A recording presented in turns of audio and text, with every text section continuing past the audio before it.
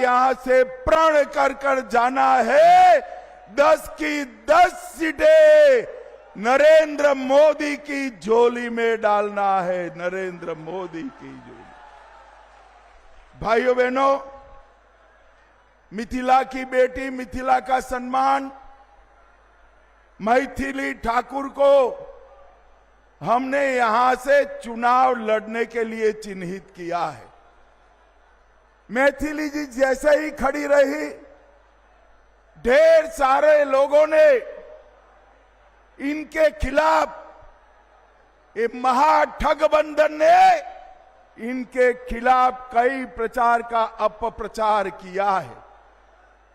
मगर मैं आज यहां से लालू जी की पार्टी को कहकर जाता हूं, मैथिली ठाकुर जीतेगी और पूरे देश और दुनिया में मिथिला का सम्मान बनकर अपनी आवाज बनेगी।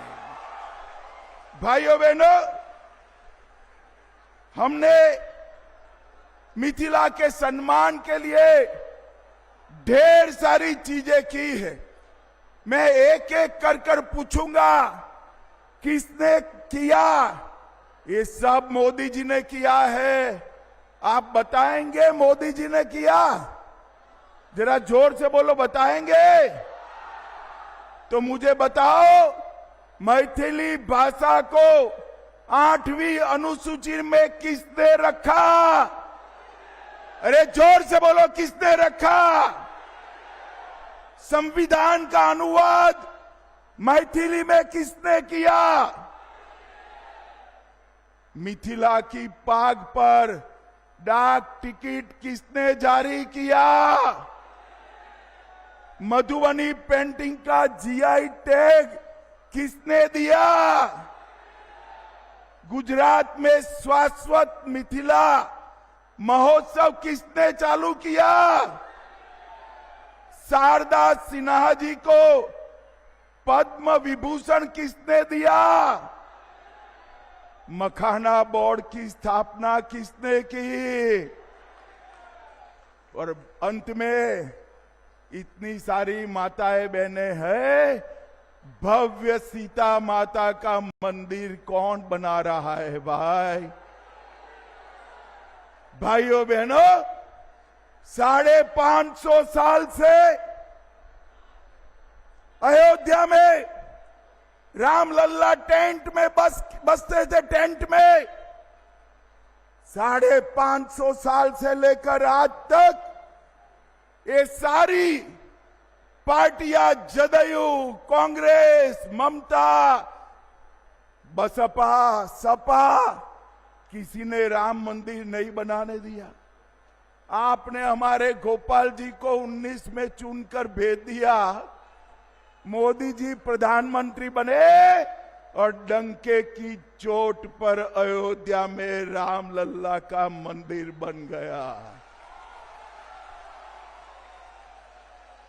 रामलल्ला का मंदिर तो बन गया, सीता मैया का बनना चाहिए या नहीं बनना चाहिए? जरा जोर से बोलो, बनना चाहिए का नहीं बनना चाहिए?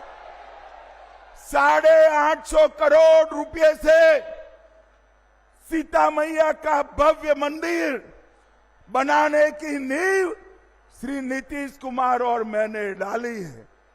आज मैं पूरे मिथिलांचल वालों को कहकर जाता हूं, मां सीता से जुड़े हुए सारे स्थानों को पवित्र यात्रा धाम में बदलने का काम भारतीय जनता पार्टी करेगी। जहां पर मां सीता और राम का प्रथम मिलन हुआ, जहां पर मां सीता का जन्म हुआ, जहां पर सीता माता का अंतिम निवास हुआ, वो वही सभी स्थानों को बड़े बड़े मंदिरों के साथ जोड़कर पूरे सीता माता की स्मृति को हम राम सर्किट में जोड़ेंगे, रामायण सर्किट में जोड़ेंगे।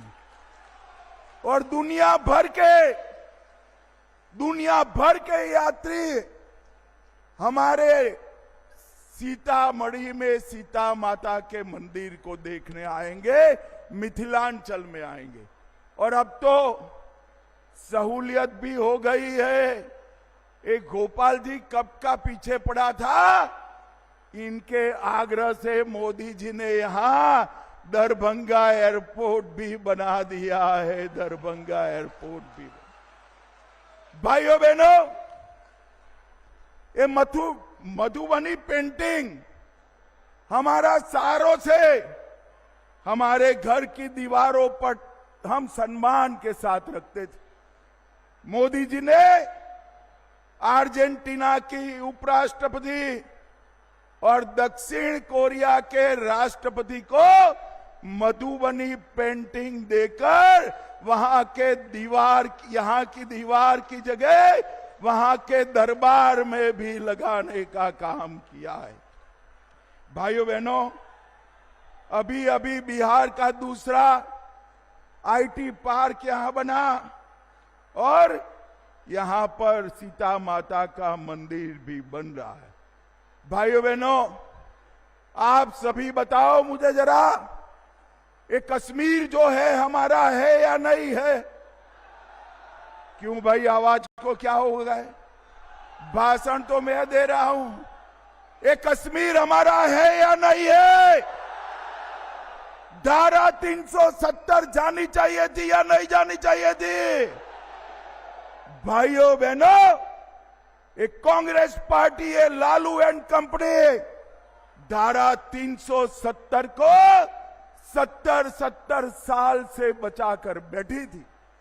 मोदी जी ने धारा 370 को 5 अगस्त 2019 को हमेशा के लिए समाप्त कर दिया। और भाइयों बहनों, इतना ही नहीं, एक जमाना था जब आतंकवादी भारत की भूमि को लहूलुहान कर कर चले जाते थे, कोई जवाब नहीं मिलता।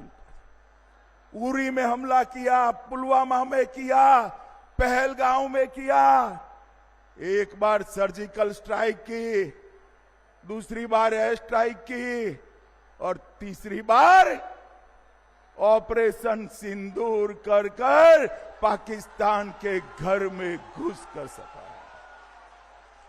मोदी जी ने इस देश से आतंकवाद को मुंह तोड़ जवाब देने की परंपरा खड़ी की है। यहां फुलवारी शरीफ में भी पीएफआई वाले पहुंच गए थे।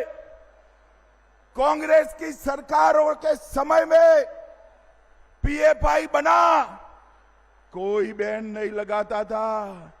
मोदी जी ने एक ही रात में पीएफआई पर बैन लगाकर 100 से अधिक स्थानों पर रेड कर कर पीएफआई की पूरी जमात को जेल की सलाखों के पीछे पहुंचा।